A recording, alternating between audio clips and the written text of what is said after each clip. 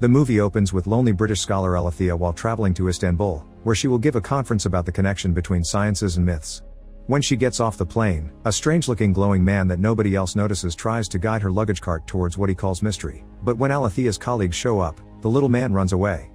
Alithea tells her friends about what happened, and they jokingly reply she must have seen a djinn. Later during the conference, Alithea sees another strange glowing man among the audience that nobody else can see. When she begins explaining that the old gods became what we know as science and old myths are now metaphors, the weird man calls it rubbish and jumps on her, making her pass out. She wakes up only minutes later and her colleagues take her to her room while the audience offers a round of applause.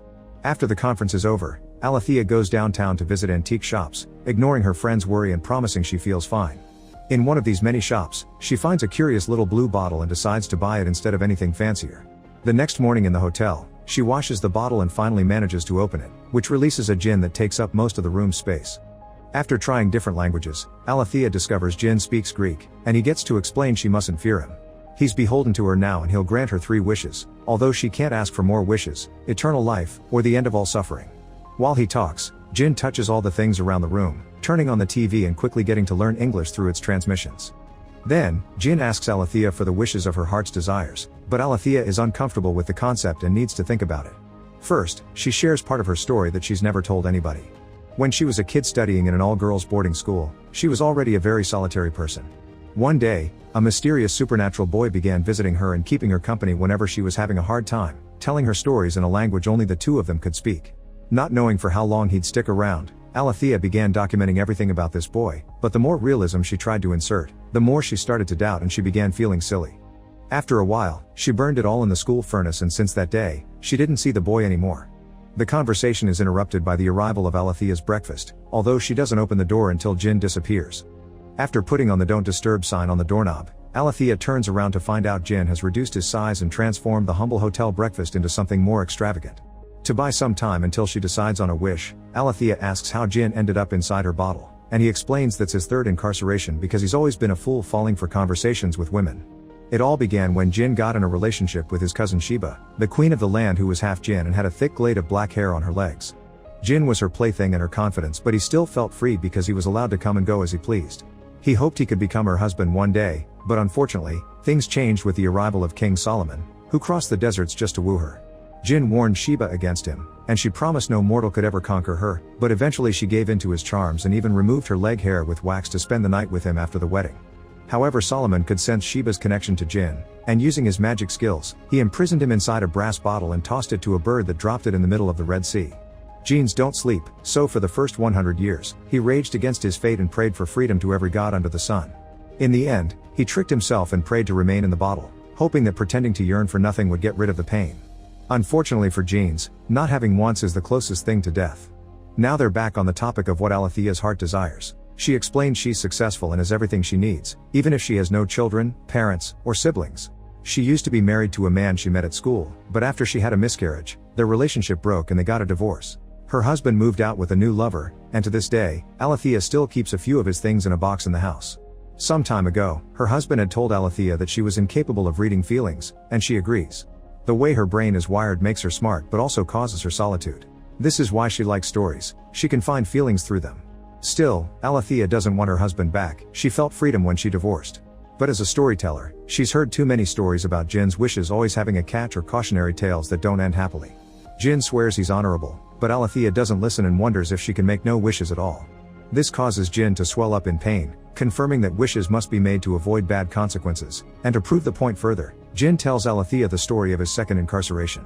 Fishermen found the bottle inside a fish, but because it was covered in a hard layer, they thought it was a rock and threw it away. The rock changed hands many times until it ended up as part of a wall, where Gultan found it while trying to climb up to spy on Prince Mustafa. Gultan lived as a slave in the palace's courtyard of the concubines and fainted when she opened the bottle to find Djinn. When she woke up, she quickly knew what to wish for. She wanted to be one of Mustafa's concubines. Djinn granted her the wish, and Gultan got to enjoy her new life after hiding the bottle under a heavy floor tile in a secret bathroom. While waiting for the other 2 wishes to come, Djinn wandered the place and learned about humans. That's how his attention fell on Hurrem, who was the Sultan's favorite slave. As a master manipulation, Hurrem sought to protect the throne in favor of her own sons instead of Mustafa, so she kept lots of eyes spying on the prince. Djinn worried Gultan could get caught in some awful political plan and tried to warn her, but she didn't listen and wished to become pregnant with Mustafa's baby. Meanwhile, the Sultan's warriors were worried about their leader becoming too soft for his position and were considering undermining him.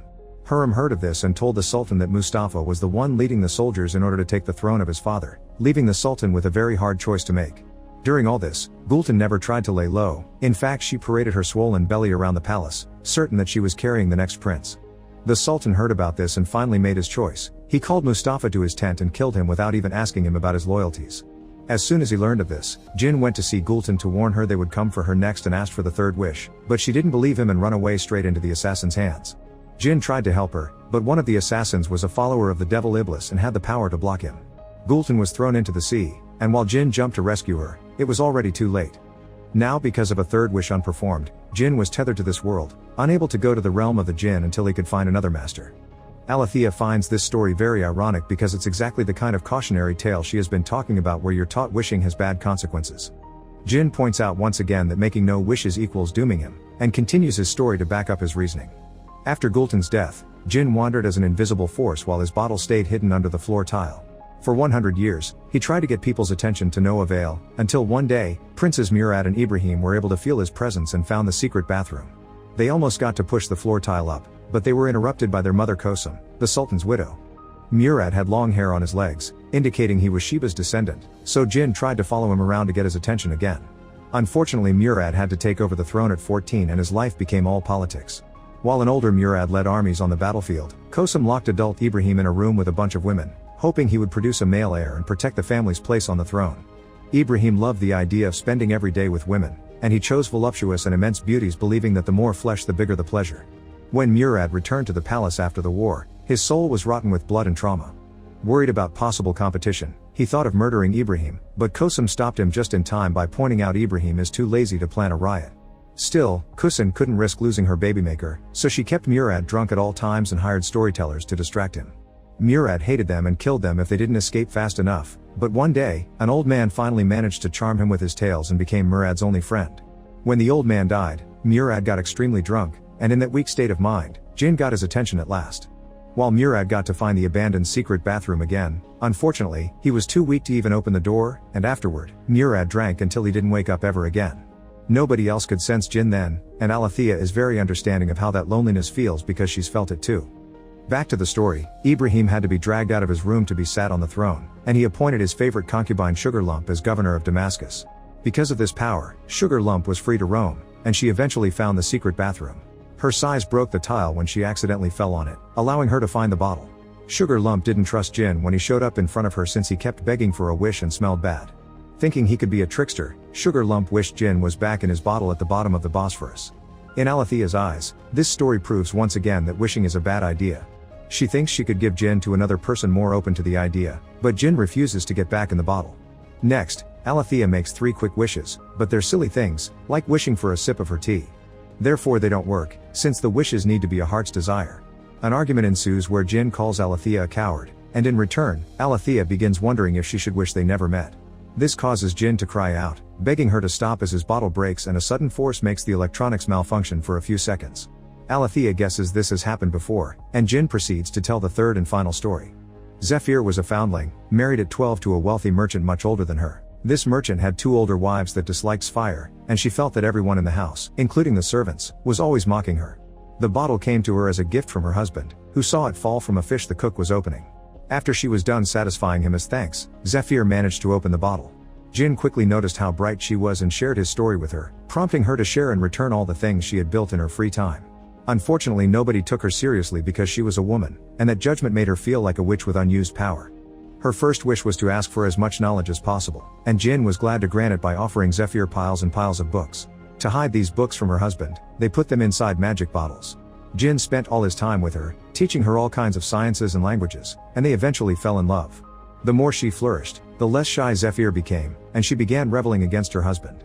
Unfortunately, his cravings for her were an obsession, so when Zephyr had to give herself to her husband, Djinn would leave the room and roam the skies to gather new stories he'd tell Zephyr when he came back. Her second wish came when she was unable to finish an ancient mathematical question, thus she asked to perceive the world as genes do. This allowed her to see all the solutions she needed. It also got her pregnant with Djinn's baby. He was incredibly happy with her and didn't want to leave for the realm of Djinn anymore, so he stopped Zephyr from making the third wish. This angered Zephyr, who then thought Djinn was trapping her as her husband did. Whenever a new argument began, Djinn would put himself inside a bottle to calm her down, but the last time, Zephyr couldn't take it anymore and wished she could forget she ever met him. Magic allowed her to forget it all in an instant, and Djinn once again got stuck inside a bottle. After hearing this last story, Alithea finally knows what to ask for. She thinks she's here to love Djinn, and she wishes for him to love her in return, that way their solitudes can be together. Djinn accepts and they spend a lovely night together. The next day, Alithea has to go back to her home in London and offers Djinn a new bottle so he can travel with her. At the airport, she tries to keep the bottle in her pocket, but the scanner detects it and security makes her put it on the tray. Alithea almost has a breakdown thinking the scanner or the conveyor belt would break the glass, but thankfully the bottle survives the inspection.